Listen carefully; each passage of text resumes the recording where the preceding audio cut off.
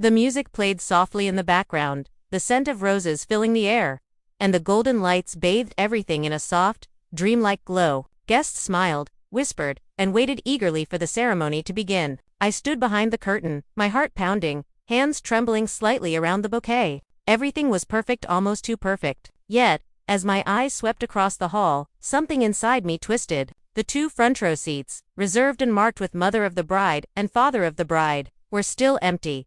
I blinked, forcing myself to stay calm. "They're just late," I whispered to my maid of honor. But deep down, I knew that wasn't true. My parents were never late. They were always the first to arrive, the first to make sure everything went according to their plans. Now, as the ceremony music started and the guests stood, I felt my throat tighten. I took a step forward, my dress heavy, my legs weak. Everyone turned to look at me with admiration. But all I could see were those two empty chairs staring back like ghosts. Each step felt longer than the last. My uncle smiled gently and offered his arm. "You look beautiful, my dear," he whispered. I tried to smile back, but my lips wouldn't move. I kept hoping, praying just maybe, they'd appear before I reached the altar. Maybe they'd surprise me, walk in late, and everything would be fine. But when I reached the aisle's end, the truth hit me like a blade. They weren't coming. My parents, my own mother and father, had chosen not to attend the biggest day of my life. People whispered. Some glanced toward the empty seats. Others avoided looking at them at all. My groom, David, stood waiting for me with a soft, reassuring smile. But even his warmth couldn't stop the sting in my chest. I wanted to cry, but I couldn't. Not here, not now. As the priest began to speak, my mind drifted. His words blurred into distant echoes. I was no longer standing in that decorated hall. I was back months earlier, sitting in our family living room, surrounded by tension so thick it could choke you. My mother's voice was sharp, my father's silence louder than thunder. The same conversation that had replayed in my head over and over again. "You can't make your wedding more flashy than your sister's." I remembered how it all started, how my happiness had turned into something shameful, how my dreams were called prideful. My parents, once my biggest supporters, suddenly turned into my harshest critics. Standing there now, under the chandelier, my hands trembling as David took them, I realized this wasn't just a wedding. It was the end of something, an invisible tie that had held me down all my life. The ceremony continued, applause rising as vows were exchanged, but my mind stayed frozen in that single thought. They really didn't come. Not because they couldn't. Not because something went wrong, but because I refused to make my wedding less flashy than my perfect sister's. The crowd cheered, cameras flashed, and I forced a smile as David kissed my forehead, but behind that smile was a quiet heartbreak, one that no one could see. Somewhere deep inside, I whispered to myself, maybe I should have seen it coming. It all began long before the wedding invitations, long before David even came into my life. It began the day my parents decided that my sister, Amara, was the definition of perfection and I was everything she wasn't. Amara had always been the golden child. From the moment she was born, she seemed to glow in their eyes. She was calm, graceful, obedient, and always did things the proper way. Teachers loved her, relatives adored her, and my parents built their entire pride around her achievements. When she graduated with honors, they threw a party that the whole neighborhood talked about. When she got engaged, my mother nearly cried tears of joy, saying, "Finally, a wedding that will make our family proud." And she was right. Amara's wedding was the kind of event that turned into family legend. It wasn't lavish or extravagant.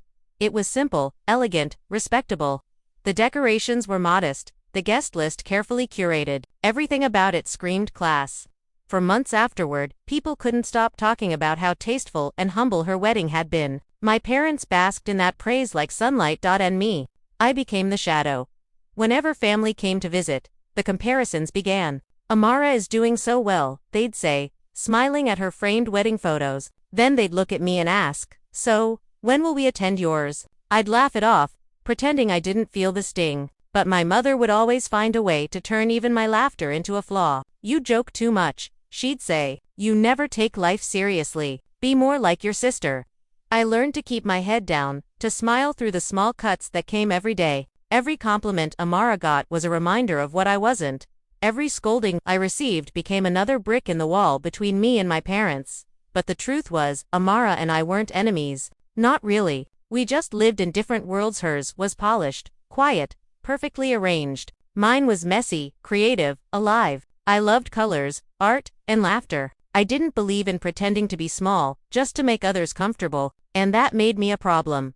When I finally met David, something in me changed. For the first time, someone saw me not the version my parents complained about, but the real me. He loved my energy, my dreams, my wild ideas. He said, "You bring color to the world, and you shouldn't dim that for anyone." It was the first time anyone had ever said that to me, and I believed him. When I told my parents about him, they smiled politely at first, but I saw the hesitation in their eyes. My father asked, "What does he do?" My mother's lips tightened. "Is he from our tribe?" The questions came one after another, each one carrying judgment hidden beneath concern. Still, I held on to my excitement. I thought once they met him, they'd see what I saw. But I underestimated how deep their pride ran and how easily love could turn into comparison. Even then, I didn't realize that my sister's so-called perfection would soon become the scale by which my entire happiness would be measured. The day David proposed was one of the most beautiful days of my life. It wasn't in some fancy restaurant or under a glittering chandelier, it was in our favorite park. Beneath the old baobab tree that had watched us laugh and argue 100 times before. He knelt down on one knee, his voice trembling slightly as he said, "You are my peace, my storm, my home. Will you marry me?" Tears welled up before I could even say yes. It wasn't about the diamond, it wasn't huge or extravagant, it was about the sincerity in his eyes. For once, I felt chosen, not compared. I remember running home, my heart racing, holding out my hand like a trophy as I burst into the living room. My mother looked up from her sewing machine, her face blank for a second before she forced a smile. "Oh," she said slowly, "he finally proposed." My father nodded, his expression unreadable. "That's good news," he said. But instead of excitement, I heard calculation in his tone. I told them the details, the park, the ring, how happy I felt, and waited for the hugs, the laughter, the joy, but none came. My mother finally asked, "When are you planning the wedding?" I smiled. "We haven't set a date yet, but I want something beautiful, something colorful, something that feels like us."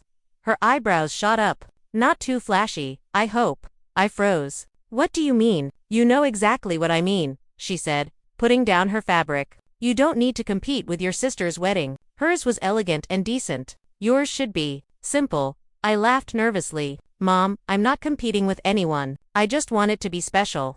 "Special doesn't mean loud," my father added, his voice firm. "Don't turn it into a circus." Their words sank into me like stones. My excitement began to fade. I looked toward my sister, who sat across the room, scrolling on her phone. She looked up and smiled faintly. "Mom's just saying people will talk. You don't want them saying you're showing off." I wanted to scream that this was my wedding, not a contest, but instead, I just nodded. "Okay," I said softly, even though my heart rebelled. Later that night, David noticed I was quiet. "What's wrong?" he asked as we sat together in his car. I told him everything, their tone, their warnings, their fear of my wedding being too much. He sighed and took my hand. "You're not trying to prove anything," he said. "You just want to celebrate. Don't let them steal that from you." I smiled weakly. "You don't understand. My family measures love in appearances. If it doesn't fit their idea of perfection, it's shameful." He looked at me gently. "Then maybe it's time to stop trying to fit in." Those words stayed with me. I didn't know then how true they would become, or how high the price would be for finally choosing myself. The real storm began a few weeks later. Once the wedding planning officially started, what should have been a joyful process quickly turned into a battlefield of opinions, egos, and expectations. From the very first meeting, my parents made it clear that they wanted control. My mother arrived with a notebook full of suggestions, but they weren't suggestions at all, they were orders. "No bright colors," she said, flipping through fabric samples. "Gold and red are too loud. Use cream or ivory. It's classier." I bit my tongue. Cream and ivory were Amara's wedding colors. When I mentioned I wanted live drums, dancers, and fireworks at the reception, my father's face hardened. "Do you want people to think you're showing off?" he asked. "We're respected people. We don't need all that noise." David tried to reason politely. "Sir, we just want it to feel like a celebration, something joyful." My father cut him off. "You don't understand our culture yet. In our family, modesty matters." I felt the heat rise in my chest. It wasn't about culture. It was about control. Days turned into weeks of arguments. Every phone call with my mother ended with tension. Every visit left me drained. Even the smallest decisions like my wedding dress became a debate. She wanted long sleeves and a veil, like I wanted something lighter, something that made me feel like myself. Why can't you ever listen? She snapped one evening. You always have to be different. Always trying to make a statement. I stared at her, my voice trembling. Maybe because I'm not Amara. Her eyes flashed with anger. Don't bring your sister into this. She never disrespected us like this. I swallowed hard. I'm not disrespecting you, Mom. I just want a wedding that feels like me. Her silence was cold. The kind that freezes your soul. The next day, Amara called. Her voice was sweet but carried that familiar hint of superiority. Hey little sis. I heard there's some drama about the wedding. Not really, I said flatly. She laughed softly. You know how Mom is. Just try not to make things too dramatic, okay? People still talk about my wedding, they'll compare. There it was again. That word, compare. It always found its way into our conversations. By the time I hung up, I felt cornered. My parents were threatening to withdraw financial support if I didn't agree to tone everything down. David offered to pay for the entire wedding himself. But I knew what that would mean. My parents would see it as rebellion. That night, I cried in his arms. Why does love have to feel like war? I whispered. He kissed my forehead. Because sometimes you have to fight for your happiness. And this time, you're not fighting alone. I wanted to believe him, but deep down, I knew the next battle would hurt even more. My parents weren't just planning to skip my wedding, they were preparing to punish me for daring to shine. The breaking point came 2 months before the wedding. It was supposed to be a simple family dinner just to talk things through, but everyone knew it was more than that. My parents had invited Amara too, which already told me this wasn't a discussion, it was an intervention. The table was set beautifully, but the air was heavy. My mother's smile was polite, her tone rehearsed. We just want to make sure everything goes smoothly, she began. You know how people can talk. I nodded carefully. Of course. She folded her arms. So, we were thinking maybe you could make the guest list smaller. We don't need 500 people. 400, I corrected softly. Her eyes narrowed. Still too much. You're trying to show off. My father leaned forward, his voice low. We've heard what you're planning, fireworks, dancers. Live band. Are you trying to embarrass us? I blinked. Embarrass you? How? It's my wedding. It's our family's reputation. My mother snapped. People will say you're trying to outdo your sister. Amara looked uncomfortable, but she stayed quiet. Her silence felt like betrayal. I took a deep breath. This isn't about her. This is about me and David. We're paying for it ourselves. Why does it matter how big it is? My father's jaw tightened. Because people will talk. They'll say we raised a proud daughter who doesn't respect tradition. Something inside me snapped. Years of holding my tongue, years of being compared and corrected, I couldn't take it anymore. Respect, I said, my voice shaking. You call it respect, but it's fear. You're so scared of what people will say that you'd rather ruin my happiness than let me be myself. My mother stood up, her voice sharp. Watch your tone. No, I said, tears burning in my eyes. You've spent my whole life comparing me to Amara, telling me to be quiet, to be smaller, to be less. I'm done. This is my wedding, and I'm not going to apologize for celebrating it the way I want. The room went silent. My father looked at me, cold and distant. If you go ahead with this nonsense, don't expect us there. The words hung in the air like poison. Even Amara's eyes widened. Dad, you don't mean that, she said softly. But he didn't even glance at her. His gaze stayed locked on me. I felt something break inside me, a mix of heartbreak and liberation. I stood up, wiping my tears. Then don't come, I said quietly, because I'm not shrinking for anyone anymore. Amara's voice trembled. Please, don't make this worse. I turned to her. Worse. My parents just disowned me over flowers and fireworks. My mother whispered, you'll regret this. Maybe I would, but at that moment, I didn't care. I walked out of that house knowing that I had finally chosen myself, even if it meant walking down the aisle alone. As the door closed behind me, the silence felt both heavy and freeing. For the first time, I wasn't the disobedient daughter. I was simply me. The morning of the wedding came quietly, with the kind of stillness that feels almost sacred. The sky was soft pink, and the world smelled of rain. I woke up early, long before the makeup artist arrived, and sat by the window watching the empty streets. My heart beat hard, but not from excitement, something deeper, heavier. My phone buzzed on the dresser. I grabbed it immediately, hoping, praying it would be a message from them. But it wasn't. It was from Amara. I'm sorry. They're not coming. No explanation, no good wishes. Just that for a few seconds, the world went still. I stared at the message until the words blurred. Then I put the phone down and took a deep breath. I had cried enough already. There were no more tears left. When the makeup artist arrived, she smiled warmly. Are you nervous? She asked. I managed a small laugh, a little, as she brushed color onto my cheeks. I looked at myself in the mirror. The woman staring back didn't look broken, she looked strong. Tired, yes, but strong. By the time the music started at the venue, I was ready. The hall glowed with lights and colors that reflected everything I loved: gold, red, ivory, and deep coral. Drummers played softly in the background. Guests chatted, laughed, and admired the decorations. But the 2 front seats were still empty. David found me before the ceremony. He looked breathtaking in his cream suit, eyes warm with love. You look like a queen, he said softly. I smiled. A queen without her parents. He took my hand. Then let me be your family today. My throat tightened. You already are. When it was time to walk down the aisle, my uncle, my mother's brother, stepped forward. They may not be here, he whispered, but you are not alone. He offered his arm. I nodded, unable to speak. The music swelled. As I walked down the aisle, all eyes were on me.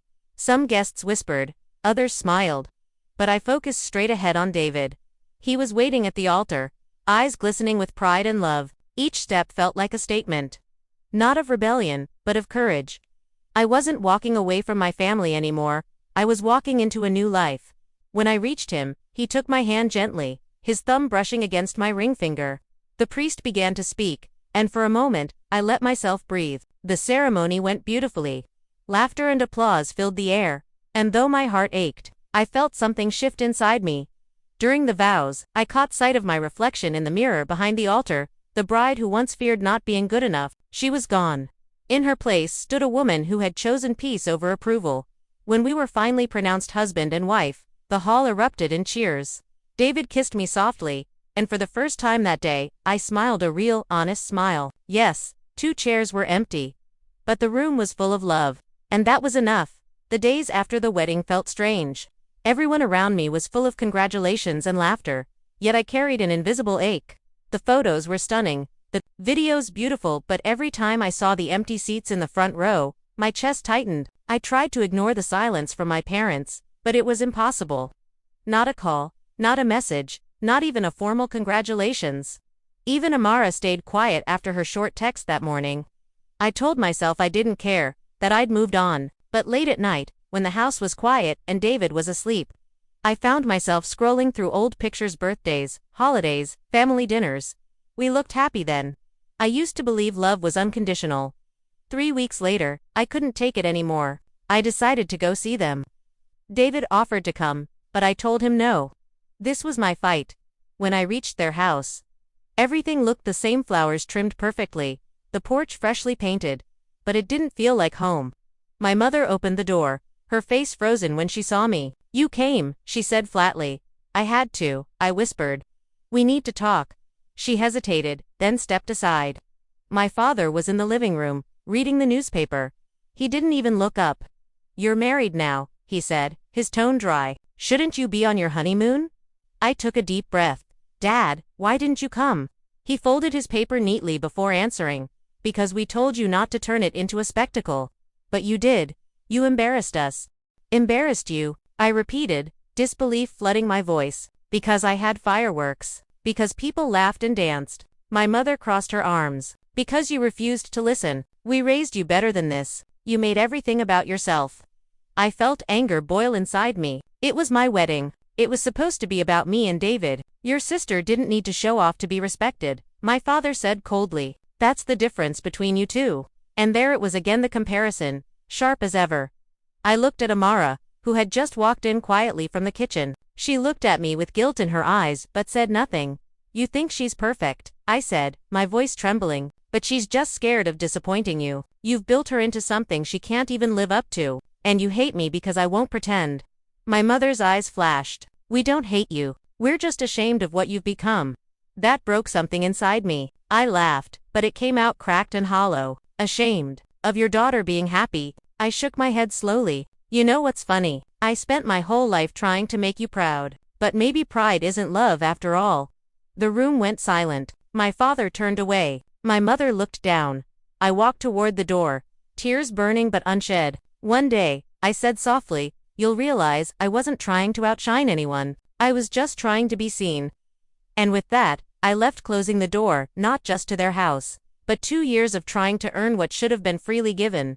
Months passed. The wedding glow slowly faded into normal life, quiet mornings, shared laughter, and the comfort of knowing that I was finally living on my own terms. But sometimes, when the evening light poured through our living room and hit the wedding photo on the wall, I would catch myself staring at it. The dress, the smiles, the happiness, it was all real. Yet the empty space where my parents should have stood still haunted me.